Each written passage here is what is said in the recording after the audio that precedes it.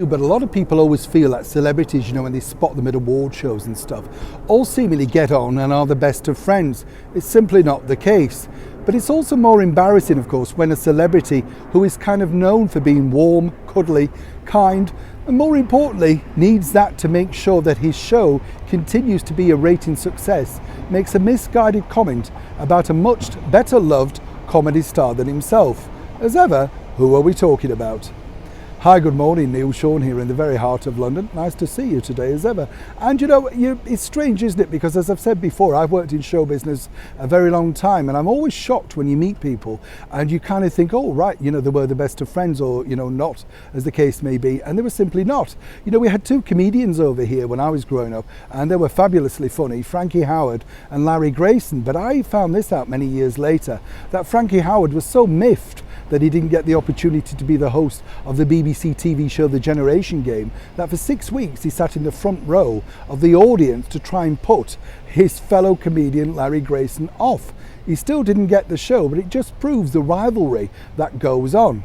Fast forward to the 21st century, and now, of course, we have the Monty Python star, much loved Fawlty Towers entertainer, and all-round funny man, John Cleese, being attacked by another comedian, Graham Norton. That's right, cuddly Graham Norton of the chat show fame. Now, Graham's been very successful as a chat show host. He started out for a nanosecond as a comedian, but quickly realised that he didn't necessarily have the, shall we say, talent to push forward as a stand-up for much longer, and so very quickly grabbed the sofa and was interviewing stars with pre-recorded quips, questions, and more importantly, a huge production team behind him.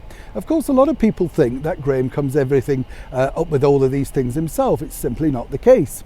Now, sadly, he's decided to attack John Cleese by basically saying, as Mr. Cleese has joined a news channel over here in the United Kingdom, and each week is going to be discussing all the wokery matters, all the things we talk about here on this channel that possibly rile you, the removal of statues, history being wiped out, just basic things that we should be allowed to have.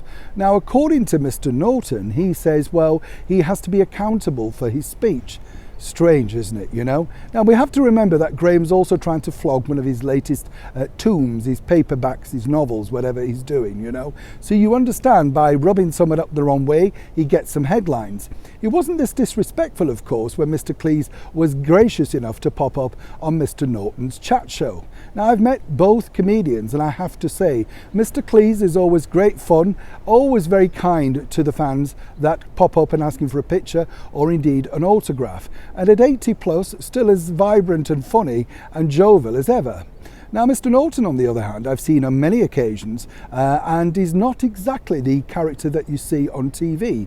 In fact, when we attended a very special press night with a colleague, they requested a picture with him, and that picture was taken. Never once did they thank them, speak to them, say hello. He literally smiled, took the picture and walked off. Now, we were not the only ones that he did this to, and apparently he has something of a reputation like that. So it's always interesting to note, isn't it, those that are ones who are ready to attack each other when they're less than, shall we say, friendly, kind, and more importantly, connectable with the public themselves.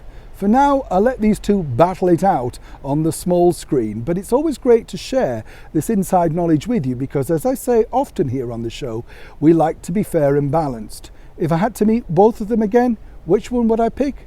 Certainly, Mr. John Cleese. Neil Sean in the very heart of London.